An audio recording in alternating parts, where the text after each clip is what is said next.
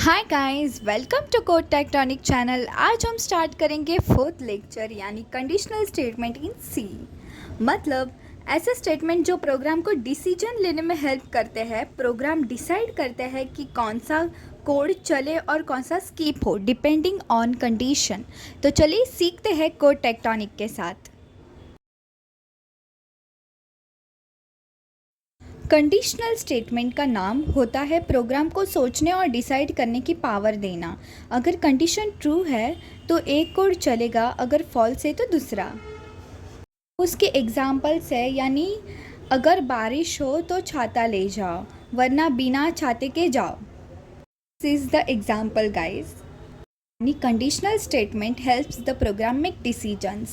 Guys ये जो slides मैं बताऊंगी आपको तो वो आपको नोट कर लेना है। This is very important for you because ये बहुत इजी लैंग्वेज में होता है।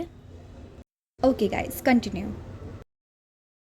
हमने सीख लिया कि कंडीशनल स्टेटमेंट्स क्या होता है। अभी हम सीखेंगे types of conditional statement. That is if statement, if else statement, else if ladder, nested if, switch statement.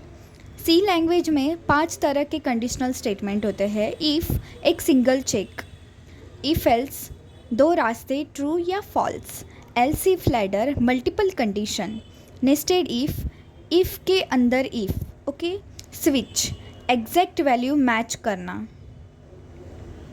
Guys ये आप हिंदी में भी नोट कर सकते हो, यानी आपको एग्ज़ाम के टाइम पे अच्छे से याद रहो कि मतलब आप खुद से कोड लिखो, रट्टा मार के कोई कोड ना लिखे। इसके लिए मैंने आपको हिंदी में एक्सप्लेन किया है।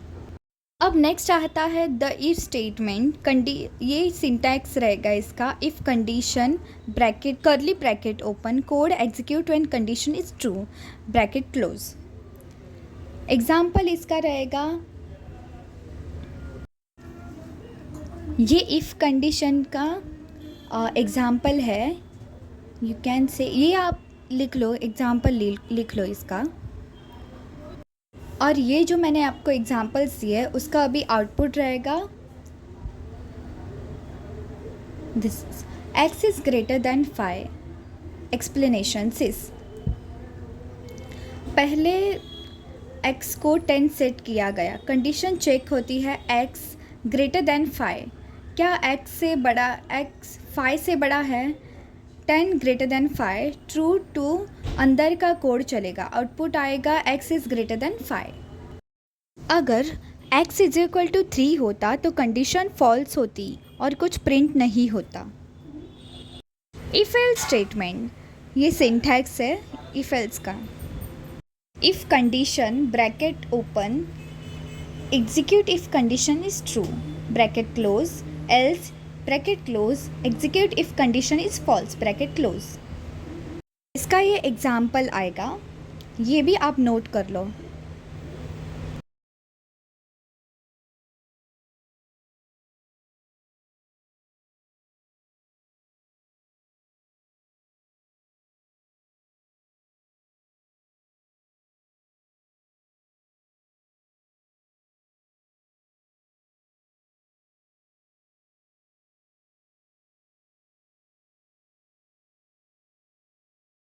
अब इसका आउटपुट आएगा फेल, यानी marks is equal to 35 set किया गया है, right.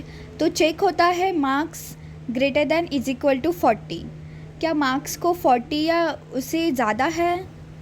35 greater than is equal to 40 false. तो इफ़ स्किप हो जाता है और एल्स ब्लॉक चलता है, आउटपुट आता है फेल। अगर मार्क्स 45 होता तो आउटपुट होता पास। ओके गाइज, नेक्स्ट है एल्स इफ लैडर। इसका कोड है if else if else if else, यानी ये सारे स्टेप बाय स्टेप दिख रहे होंगे आपको, राइट। ये कोड आप नोट कर लो, ये कोड बहुत इजी है, इजी लैंग्वेज में है। आपको एग्ज़ाम के टाइम पे ज़्यादा प्रेशर देने की ज़रूरत नहीं है बिकॉज़ ये एग्ज़ाम में आप ये वाला कोड लिख सकते हो। प्रोग्राम पहले if marks less than is equal to 75 check करता है। अगर ट्रू डिस्टिंक्शन प्रिंट करता है और लैडर यही रुक जाती। अगर false, next else if marks less than is equal to 60 check होता है। अगर वो भी false, next else if marks less than is equal to 40 check. अगर कोई भी ट्रू नहीं होती एल्स रन होता है और फेल प्रिंट होता है। मतलब प्रोग्राम हर कंडीशन को एक एक करके चेक करता है और जो पहली ट्रू मिलती है उसी का मैसेज प्रिंट करता है। ओके,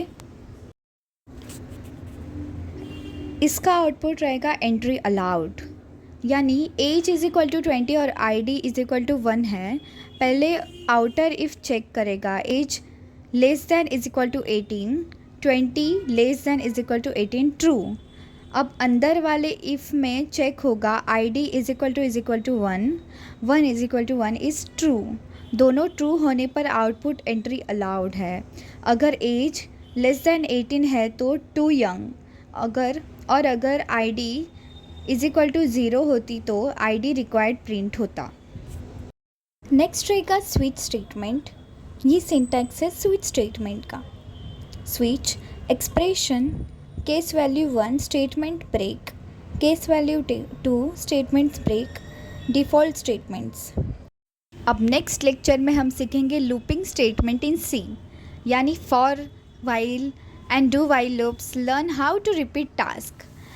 इस चैनल को सब्सक्राइब कर लो गाइस, बिकॉज आपको 10 लेक्चर्स फ्री में आपको नोटिफिकेशंस आते रहेंगे एंड आपको इजीली सारा एक्सप्लेनेशन मिल जाएगा। तो गाइस, कैसा लगा आपको सी प्रोग्रामिंग लैंग्वेज का 4th लेक्चर यानी कंडीशनल स्टेटमेंट इन सी। जाते जाते सब्सक्राइब करना और कमेंट्स में मुझे ज़रूर बताना आपको लेक्चर कैसा लगा। मिलते हैं नेक्स्ट लेक्चर में।